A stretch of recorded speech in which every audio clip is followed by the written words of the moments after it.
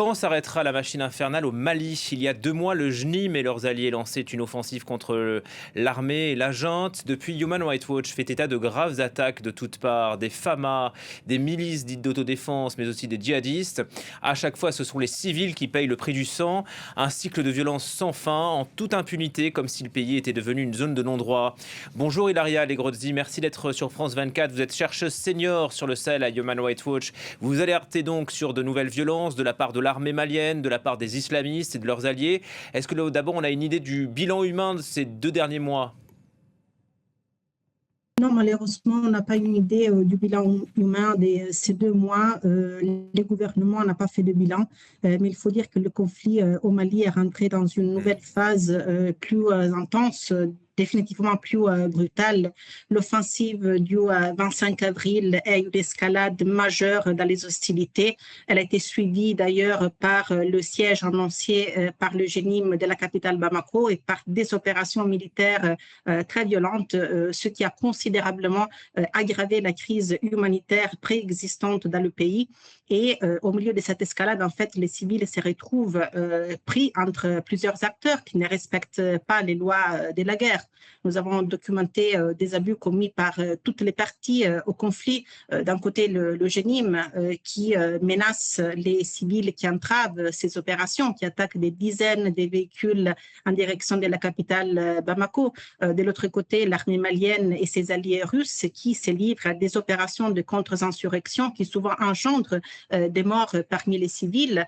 Donc, en fait, les constats est clair.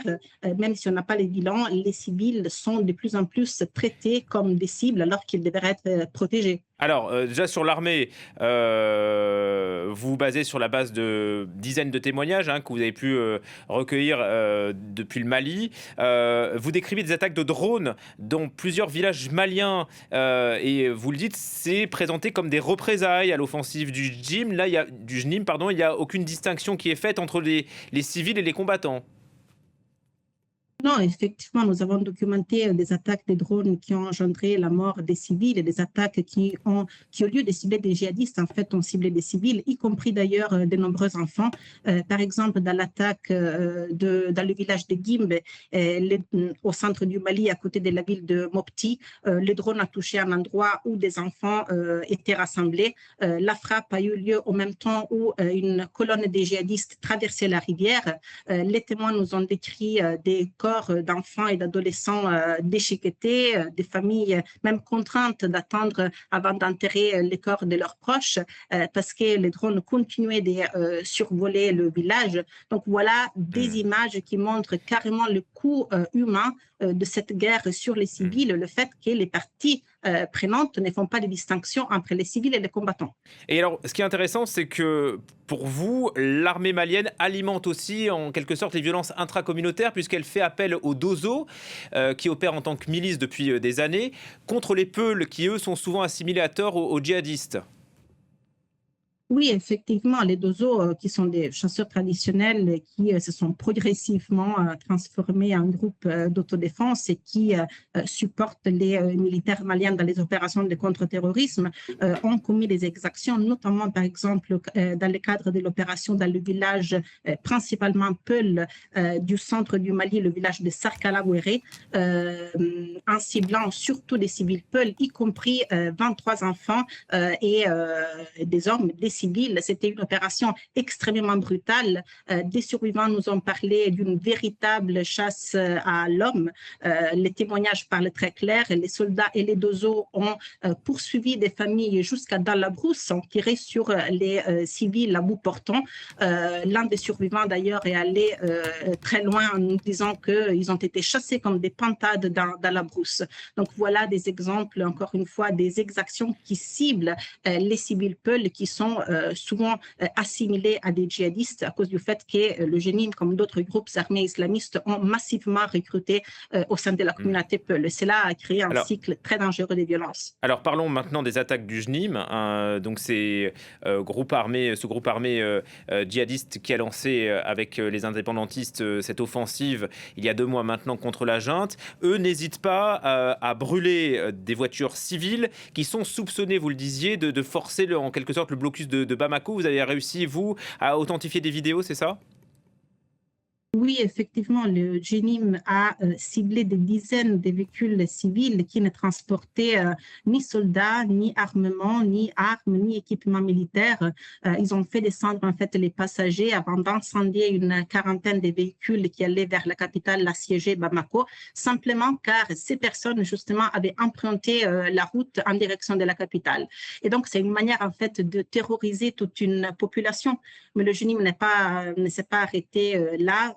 Il a exécuté, par exemple, dans la ville septentrionale de Tonka, un maître coranique publiquement, une exécution publique qui est véritablement un message de peur, qui montre voilà, que toute personne qui est accusée de ne pas respecter les règles du GNIM risque la mort.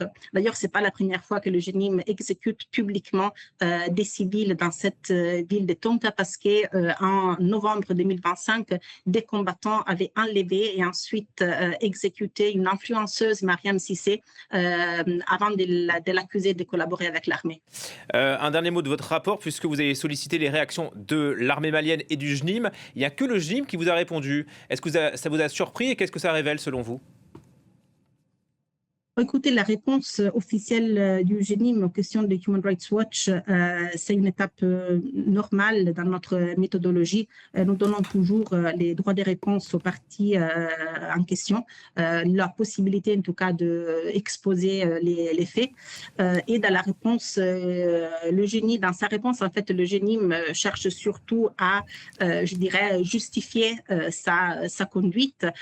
Il explique par exemple que le siège de Bamako est une mesure de guerre légitime. Il soutient que la guerre entraîne inévitablement des souffrances partout dans la population civile comme combattants, mais surtout il soutient que les civils qui ne respectent pas ces règles sont sanctionnés en fonction de la loi islamique, donc de la charia, de façon plus tolérante parfois et de façon plus stricte d'autres fois. Mais en fait, ce qui compte, c'est pas la justification avancée par un groupe armé, mais c'est le respect du droit international humanitaire. Alors justement sur cette question-là, vous parlez d'impunité dans tous vos rapports, et c'est le cas, puisqu'il n'y a jamais véritablement d'enquêtes qui sont ouvertes ni suivies. Qui pourrait faire pression sur les autorités maliennes assez rapidement, s'il vous plaît, pour que des enquêtes soient menées? Écoutez, nous pensons surtout aux Nations Unies et à l'Union africaine, mais il est difficile de ne pas constater que ces deux institutions qui sont chargées quand même de la paix et de la sécurité sur le continent africain et au niveau international ont, dans une large mesure, été en retrait et en silence, n'ont pas été mesure vraiment d'impulser une dynamique politique à la hauteur de la gravité de la crise, alors que le Mali fait face à un conflit qui dépasse largement ses frontières.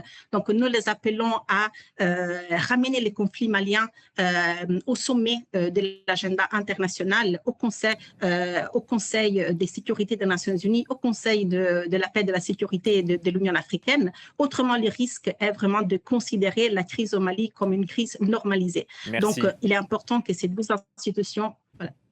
Désolé, on doit rendre l'antenne. Merci beaucoup Ilaria Legrozzi. Le rapport est bien sûr à retrouver sur Human Rights Watch sur le site internet. Tout de suite, c'est Paris des Arts à Fès. On se retrouve